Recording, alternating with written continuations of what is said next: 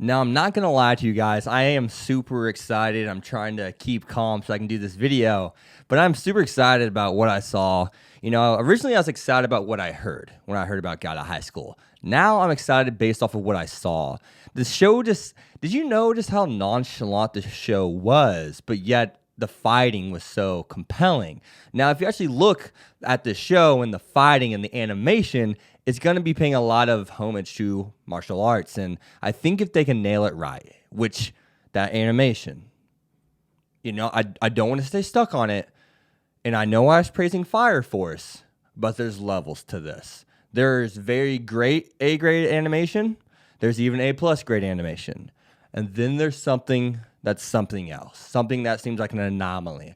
The fact that I was able to witness frame by frame, bodily movement by bodily movement, and thoroughly see what the way their body was bending, the way their body was moving, that excites me. That's what Naruto does. And this show nonchalantly came in and just did that. Think about that for a second. I also want you to think about this. Did you notice that Crunchyroll was even, branding themselves in the opening? I don't know if they did that in other Manwhas, but I'm just saying they want you to know where the hell this show came from. And that speaks volumes to what they believe the show is. And Manwha readers, thank you for spreading the word, because we needed this. This may be the next juggernaut in the industry. I will say that. I think it has all the potential. And it's a theme, it's a summary, it's a synopsis of the show is similar to. I'm not saying it is. What I just said does not refer to Gakushin Toshiya Steric and God of High School being the same. But I will say this: this show has the same kind of concept as Gakushin Toshiya Steric, that harem series, in the sense that it's a tournament arc. There's some black market bullshit going on behind the scenes, and whoever wins gets any wish they are granted. But this show is going to capitalize. This show is leaps and bounds beyond what that show is. But I'm just saying the concept, the idea of the plot is kind of similar. Of course, it's going to, the plot will bloom and it's going to blossom into something else. But right now, I'm just letting you know. So looking at the show, in the speed chase, let's start there. I love that scene because of the camera angles. I love the scene because of the music. Between the opening, the ED, and the insert songs, everything hits. And the music during that scene, the comedic actions during the whole motorcycle chase scene was absolutely awesome and fun and entertaining in ways that I almost can't describe in some aspects, because it's just like the show just seemed like so self-aware, knew how to do what it was doing. You can tell the budget's there. The show was, getting everything it could ever want, or everything any show could ever want, money-wise, attention-wise, attention to detail, animation, art, and art, and the author. Like, they got a good author, it looks like, a great author. The references to real life streaming, the functionality of how the streaming works, it allows you to connect.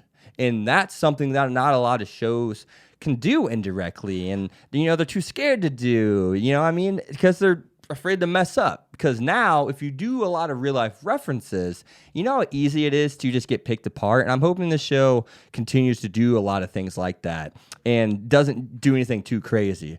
But other than that, back to the car chase scene, I love how the female character, which I believe is Mira, was just casually ran over, beamed in the head by, Mori's front tire. And then the next thing you know, Mori and her are chasing the thief. And lo and behold, she gets her face ran into a sign. So that girl's probably going to be the girl that really just kind of gets indirectly abused by the objects around her, it looks like, just randomly. I mean, she does have a cheer squad, so hey, it makes up for some of it. She knows she has people in the stands. So, I mean, I guess there has to be a give and take somewhere along the lines.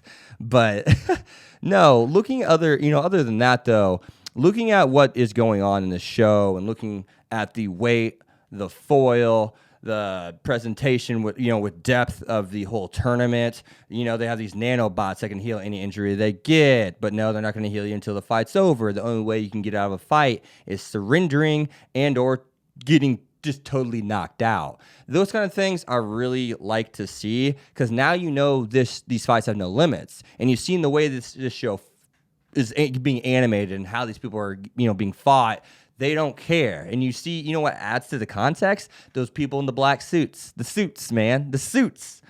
You know what's going on behind the scenes. You know there's a lot of garbage going on behind the scenes. You know the test administrators are the ones that recruit the fighters, so you know they're getting the best of the best fighters. And to me, it looks like, yeah, they get, the winner gets anything they want, but at the same time, the winner gets used and abused all the way. It seems like these, agencies are having this big, what kind of contest or pissing contest, and they're going to say, hey, we get the best guys. You know what this does for us? Gets us money, gets us power too, not just, that single individual. It gets us the recognition around the peers, the other people that threaten our self-righteousness and our stature that we hold ourselves at. And I think that's really what the show, is going for. Those people in the black suits, they seem smug. They seem smug with each other more than anything. And it's crazy to think that clearly those guys are strong as hell.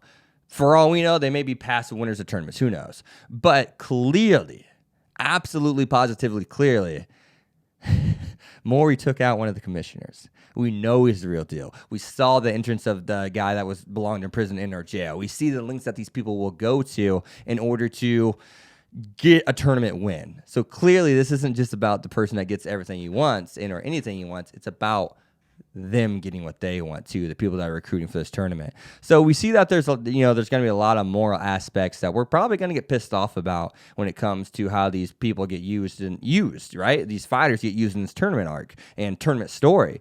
And there's going to be a lot of things that, even if I do, remember back to Gakush and Toshi Hysteric, there were a lot of kind of things that it actually had to where people's families were, in danger, so on and so forth. I'm fully expecting the show to kind of go that route as well. And I intentionally said that to set up this conversation. We have Maury, who was left as a child. His grandpa left him. Where's his mom? Where's his dad? I've seen, things similar to this. Now, the presentation, who knows how it's going to be. But his grandpa left him very young. Obviously, he did it for a reason. Grandpas are always wise. Let's be honest. They know what the hell they're talking about. Just believe and trust in them. But he left him there for a reason. So you got to ask yourself, what was that reason? How did, our character get strong? But other than that, I think those layers will be filled in. But more importantly, I think the tournament arc looks like it's going to be filled in with layers. With, once again, the nanobots, the way they're structuring the tournament, almost like the thrill. The show really kind of captured the thrill for me in this tournament. I was like, oh my God, it's a battle royale. And then I saw the animation, and then I saw all these things just coming in and combining into one, whether it be the OP, ED, music, action, depth, storytelling, setup. And I saw a show that has some very special potential. And I fully believe it will condense that, that flame of potential and use it how it wants and just explode. I mean a show that may really, really, really explode, guys. And this may be a show that's popular than ReZero, just as popular. This may be a show that's more popular. And yes, I said it. It may be, because I believe the potential of the show is extraordinarily special. But with that being said, guys, that's what's going on. That's what happened this episode. Be sure to leave a like, comment, subscribe, follow me on Twitter, X25. And yeah, I'm going to love this main cast too. That's the last thing I really want to say here. But other than that, guys, see you guys. Thank you for watching. Be sure to slap a like. Be sure to subscribe, because I want to go on this ride with you.